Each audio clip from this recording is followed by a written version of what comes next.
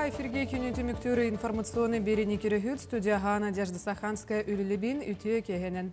Что в переводе означает, вы смотрите информационную программу «Итоги дня». В студии работает Надежда Саханская. Добрый вечер. Итак, коротко о темах этого выпуска. Каждый язык вносит уникальный вклад в духовное наследие человечества. Сегодня отмечается День родного языка и письменности. Ключ к прорывному росту экономики. Ведется подготовка к строительству Ленского моста.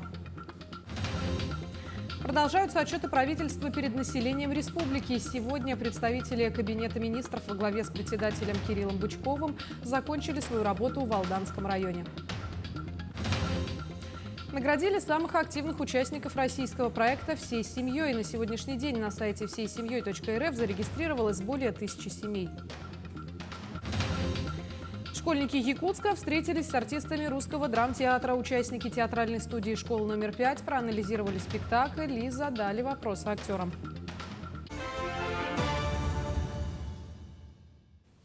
Ведется подготовка к строительству Ленского моста. О первоочередных работах и деталях проекта в нашем сюжете. Работы по строительству Ленского моста стартовали в конце января. Сейчас идет подготовительный этап. Готовится место, где уже через несколько лет будут положены подъездные пути и пилоны уникального сооружения. Пока главная задача строителей – перенести коммуникации и подготовить технологические площадки. Площадь первой из них, где сейчас ведется отсыпка песчаного основания, более 1,5 десятков гектаров. Для ее подготовки разместят более 250 тысяч кубометров материалов. На объекте задействованы 10 единиц спецтехники, в том числе грузовики мощностью в 40 тонн. Всего перед началом строительства будут обустроены 4 технологические площадки. На них строители разместят строительные вахтовые городки для рабочих, перевалочные базы для стройматериалов и техники. Для того, чтобы доставить стройматериалы к месту строительства, также планируется построить технологический мост через Табагинскую протоку. Металлические конструкции соединят прямо на месте. Это будет сооружение пятипролетный металлический мост через протоку Табага, что позволит нам переехать отсюда с первой площадки к технологической площадке номер 2. Строительство моста на контроле президента России. Решены финансовые вопросы. Ленский мост внесен в планы развития дорожной отрасли и бюджет на предстоящие 5 лет. Об этом на совещании с членами правительства 17 января главе государства докладывает вице-премьер Марат Хуснуллин. По поручению Владимира Путина работы по строительству Ленского моста должны быть завершены в 2028 году. Автомобильный мост через реку Лену будет представлять собой трехпилонную вантовую конструкцию. Длина перехода составит 4,6 километра, включая русловую часть в 2,5 километра. Вместе с подходами к мосту длина сооружения составит более 14 километров. Кроме удобства для жителей, мост даст колоссальный эффект для экономики, который исчисляется миллиардами рублей, в том числе благодаря задействованию в его строительстве местных компаний. У нас сейчас вот как раз на подготовительном, на первом этапе субподрядчики непосредственно все именно местные компании.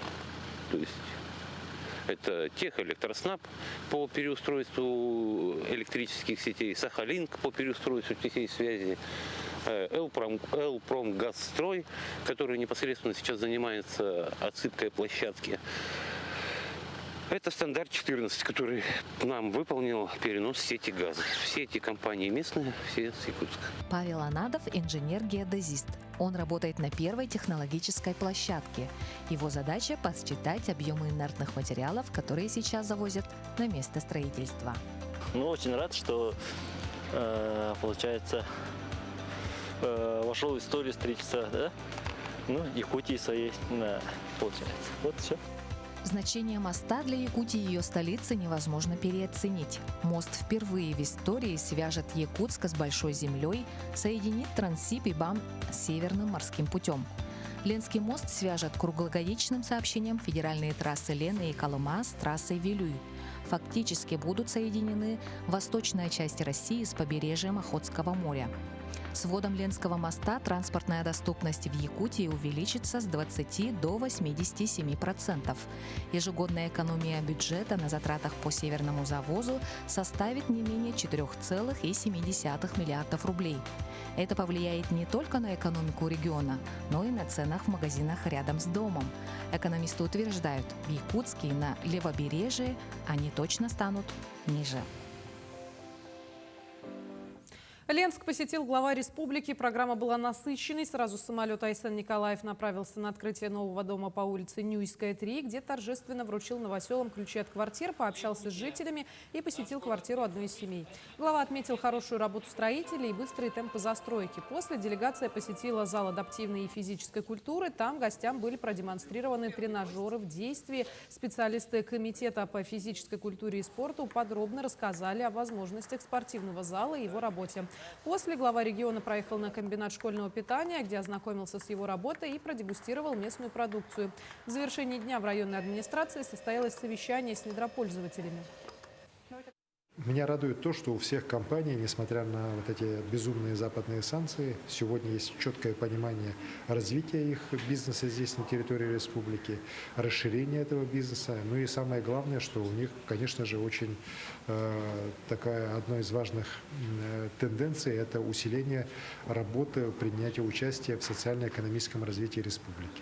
Мы видим, что с каждым годом все больше и больше якутян уже работает на постоянной основе в нефтегазовых компаниях Якутии. Видим, как идет уже работа по участию компаний в строительстве социальных объектов, в реализации тех или иных проектов, связанных с экологией. Это тоже очень важно. В филиале Госфонда «Защитники Отечества» по Якутии принято более 4,5 тысяч человек. Поступило более 12 тысяч обращений, из них решено более 88%. Особое внимание уделяется участникам спецоперации, получивших инвалидность вследствие военной травмы. С целью подготовки документов для адаптации жилых помещений участников СВО, являющимися инвалидами, сегодня на индивидуальном сопровождении филиала фонда находятся более 40 ветеранов боевых действий. Нами осуществлены выезды уже в Хангаласском, Нерюнгринском районах и города Якутска. Так мы выявили 4 инвалидов, которым необходима адаптация жилых помещений. Планируются выезды у нас в Ленском, Кобяйском, Нербинском районе города Якутска. Там мы будем выезжать уже к 6 участникам боевых действий. Мы также проводим активную работу по обеспечению средствами технической реабилитации. Это именно те средства, которые не входят в федеральный перечень. Это высокотехнологичные протезы, которые позволяют вести активный образ жизни и заниматься спортом. Так мы планируем обеспечить 15 участников спецоперации.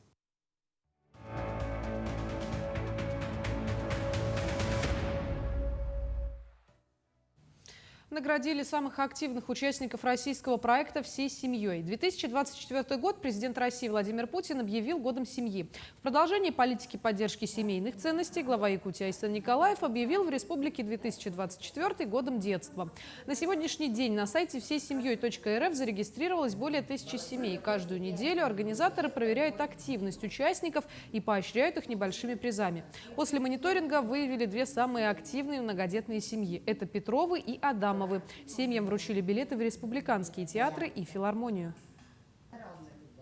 Этот проект способствует тому, чтобы семья проводила здоровый досуг вместе с детьми и вместе с бабушками, с дедушками. Да, проект интересный, он состоит из того, чтобы семья выполняла определенные задания, такие как украсить елку, сходить вместе куда-то. И на самом деле довольно увлекательный проект для того, чтобы семья выполняла эти задания вместе. Минфин Якутии оплатит строительство газопровода в Чернышевском. Зампред правительства Якутии Ольга Балабкина с коллегами провела в поселке целый день. Чтобы построить 8-километровый газопровод в Чернышевском, понадобится около 8 миллионов рублей. Такую сумму озвучили представители органов власти Якутии на ежегодном отчете правительства перед населением. Вопросом газификации поселка сегодня занимается и муниципалитет, и районная администрация, а координирует процесс власти Якутии. Министерство финансов готово оплатить услуги. Зампред правительства Якутии Ольга Балабкина с коллегами провели в поселке целый день. Посетили в том числе Чернышевский рыбный завод. Назвали его одним из ведущих в республике. Предприятию нужно развиваться, а руководству обмениваться опытом с другими поселениями республики. Делегация встретилась с жителями поселка и рассказала об итогах работы правительства в 2023 году. Доходы госбюджета увеличились на 30 с лишним миллиардов рублей. В Якутске построили и открыли республиканский онкологический центр. Сегодня главным событием в республике – строительство Ленского моста. Также за прошлый год в республике построили 13 школ и 6 детских садов. Якутия остается лидером среди регионов Дальнего Востока по участию в конкурсах Фонда президентских грантов и Президентского фонда культурных инициатив. 71 проект получили финансирование – 117 миллионов рублей. Увеличилось финансирование и на развитие сельского хозяйства. В 2023 году оценивается валовый объем сельского хозяйства 33 миллиарда рублей, что на 0,2% больше, чем в 2022 году. Гордимся. И этим тоже, потому что это самое труднейшее сельское хозяйство, где можно вообще его как таковое непосредственно иметь. Да? И финансирование сельского хозяйства в 2023 году оно достигло просто абсолютного рекорда и стало 15,8 миллиардов рублей. Коллеги Ольги Балабкиной отработали персональные вопросы с жителями поселка. Следующий отчет перед гражданами пройдет в Мирном. Отчеты правительства перед населением республики продолжаются. Сегодня представители Кабинета министров во главе с председателем Кириллом Бычковым закончили свою работу в Алданском районе. Какие темы и вопросы волнуют алданцев, расскажет Руслан Павлов. Отчеты правительства на местах давно приняли рабочий характер и диалоговый режим. К примеру, прежде чем предстать перед куранахцами, председатель правительства Кирилл Бычков и его команда ввели в строй крытый хоккейный корт, который жители Золотого поселка ждали 13 лет. Действительно, это так. Это стало возможно, конечно же, в первую очередь указа главы республики Арсения Сергеевича Николаева, который послужил сегодня толчком нам, району, компании «Полюс Алдан» и администрации Куранаха реализовать этот проект. Свой диалог с населением Куранаха глава Кабмина начал именно с этой новости, сказав, что с задачей власти справились, на очереди множество других. И прежде всего это здравоохранение. А если еще уже, то привлечение специалистов-медиков в район. С точки зрения технической оснащенности подтянулись, а вот в плане кадров предстоит очень большая работа. Как мы ее будем решать? Ну, во-первых, это жилье для молодых специалистов. Естественно, никто не поедет без соответствующих условий проживания. Поэтому это, наверное, сегодня самым ключевым вопросом для решения является. В этой части мы будем проводить сейчас работу, во-первых, по программам, которые уже существуют, жилье для молодых специалистов, ну и будем расширять другими программами. Второй момент – это, конечно, Алданский колледж медицинский, куда мы в этом году принято решение, и, соответственно, мы этот вопрос выносим на ближайшие бюджетные процессы для того, чтобы завершить необходимое оснащение и открытие новых специальностей. С темой здравоохранения перекликается экологический вопрос. В промышленном районе он волнует жителей каждого поселения. Здесь на помощь власти приходит природоохранное законодательство, которое меняется вместе с уровнем жизни людей. Я хочу предупредить тоже недропользователей, что систематическое нарушение таких условий и норм приведет к лишению лицензии. То есть здесь никакие моратории, никакие запреты, это все понятно, что в целях сокращения нагрузки на бизнес принималось, но это не для того, чтобы вредить природе. Это я точно скажу, что здесь мы в части в этом будем держать очень сильный контроль.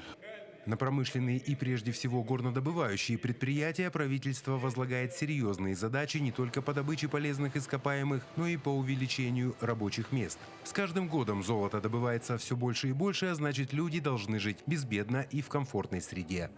Что на сегодня? По кадрам упор. Любую компанию сегодня возьми, преобладающее количество сотрудников, наших рабочих кадров, инженерных – это наши местные жители.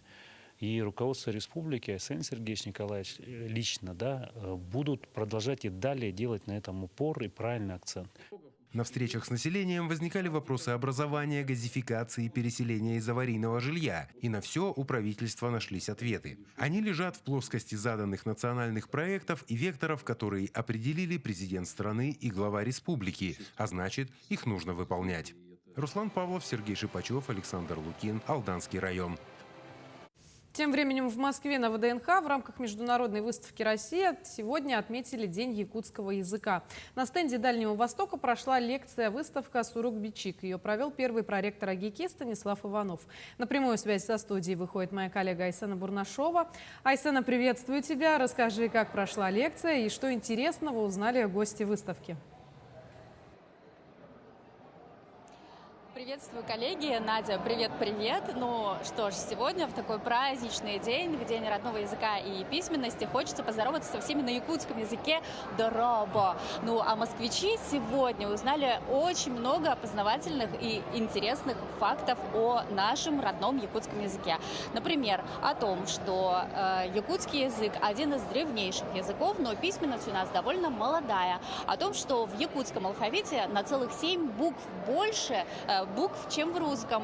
Или о том, что, например, у нас есть дифтонги, их 4 штуки, и помимо этого есть также еще и остальные другие комбинации. Но на самом деле собравшихся, их было довольно много, их также удивил тот факт, что студенты АГИКИ создают невероятные художественные шрифты для якутского алфавита. И, например, есть шрифт в виде лилии тигровой или нашей якутской сарданы, которая как будто обволакивает каждую буковку. Вот с буквами мы там как посмотрели, что, допустим, 2 буквы «Д» как-то на удлинение, да, алфавит идет. Ну и вообще ваши студенты молодцы, такие красивые графики придумывали. И цветок лилия тигровая, я не знала, что это ваш символ. А у меня на даче такая растет лилия. Ну вот, теперь кусочек Якутии оказывается у вас.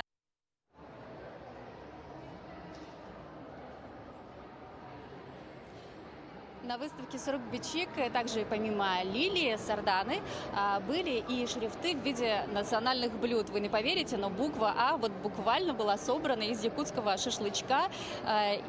ЮТГ-ЭТ. Есть также шрифты в стиле якутских узоров, называются они «Керел», или шрифты в виде Сергея, называются они, конечно, как коновязь Сергея наша.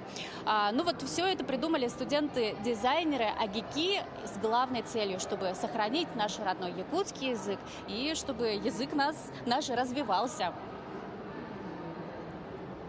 Может быть, они стилизованные, может быть, они не используются в обыденной жизни, но для художественного оформления, предположим, книг, произведений, для выведения заглавных букв в каких-то изданиях они могут использоваться. Наша якутская команда, наша съемочная команда в такой праздничный день также не смогла пройти мимо и внесла свою лепту в развитие и сохранение якутского языка. Так что теперь еще плюс 2 человека в этом мире знают пару якутских фраз. Предлагаю послушать. Получилось или нет, кстати? А как будет добро пожаловать на якутском? На энергию, поэтому мы приглашаем вас на наш стенд. Пойдем с удовольствием. Рахмат. Махтал на якутском. Махталме.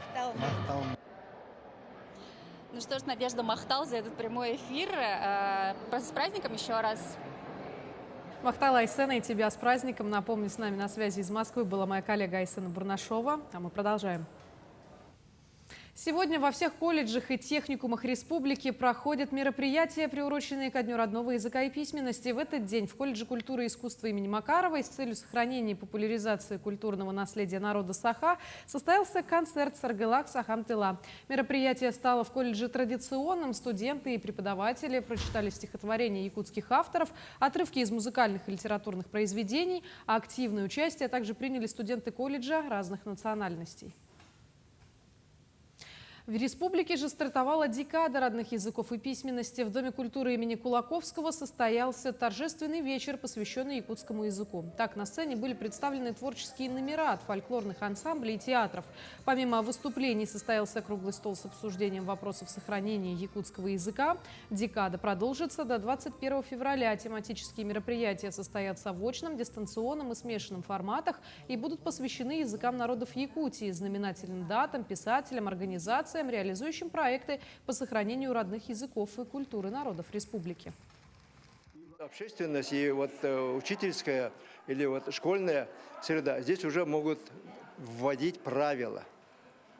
задавать правила тона, что следует знать. Иначе мы сами же, вот мы старшее поколение, делаем нищими свое подрастающее поколение. Сегодня нет опасности для в целом по языку или народу, но такой вот есть большая тревога. Каждый год Русский драматический театр имени Александра Сергеевича Пушкина удивляет зрителей не только своими спектаклями, но и проектами, поставленными силами артистов и сотрудников. Что нового придумали в театре, расскажет Вероника Таюрская. Зал мы не видим, ну, как бы мы там условно ставим эту четвертую стену, да, играем, то здесь это реально присутствует, что мы зал абсолютно не видим, свет падает. Русский театр начал реализацию проекта «Театр. Поколение будущее» совместно с медиастудией столичной школы номер 5. Идея зародилась еще в том году и представляла из себя посещение спектакля обучающимся, а впоследствии написание отзыва на него.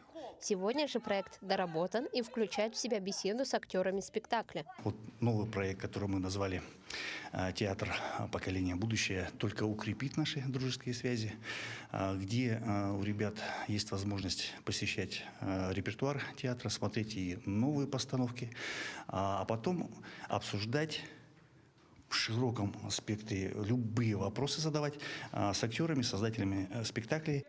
Первый спектакль, который посетили ребята, носит название, как Миша Бальзаминов «За счастьем ходил», поставленный по 3 произведениям Александра Островского. Так постановка соединила в себе работы «Праздничный сон до обеда», «Свои собаки грызутся, чужая не приставай» и непосредственно сама пьеса «Женитьба Бальзаминова».